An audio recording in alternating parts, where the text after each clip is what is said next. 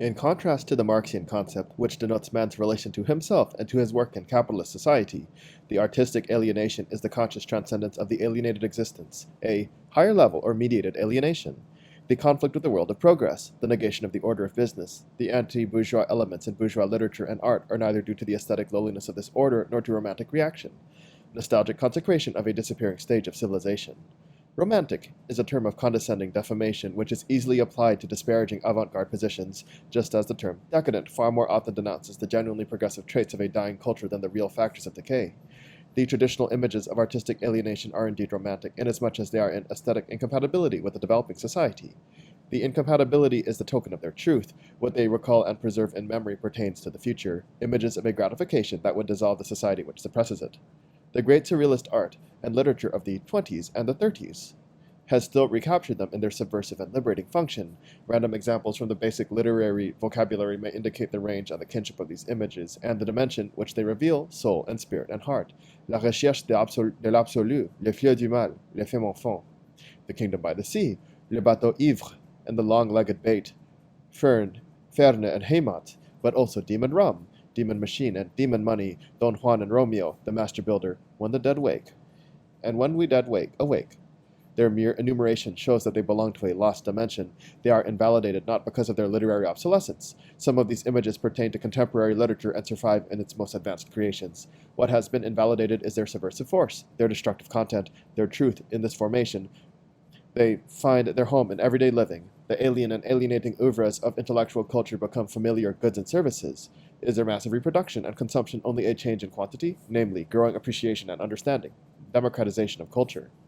The truth of literature and art has always been granted, if it was granted at all, as one of a higher order, which should not and indeed did not disturb the order of business. What has changed in the contemporary period is the difference between the two orders and their truths. The absorbent power of society depletes the artistic dimension by assimilating its antagonistic contents.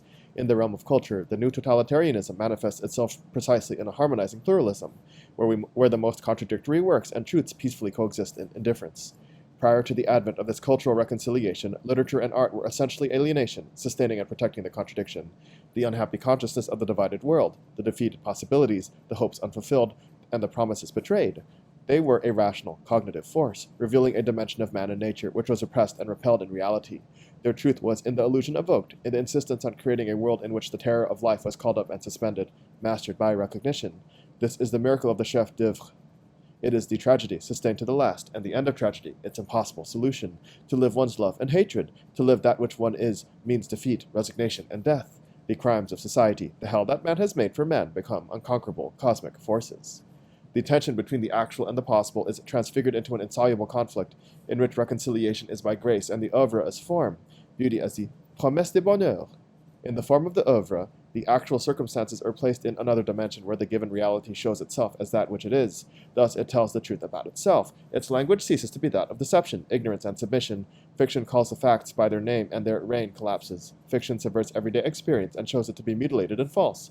But art has this magic power only as the power of negation. It can speak its own language only as long as the images are alive which refuse and refute the established order. Flaubert's Madame Bovary is distinguished from equally sad love stories of contemporary literature by the fact that the humble vocabulary of her real-life counterpart still contained the heroine's images, or she read stories still containing such images.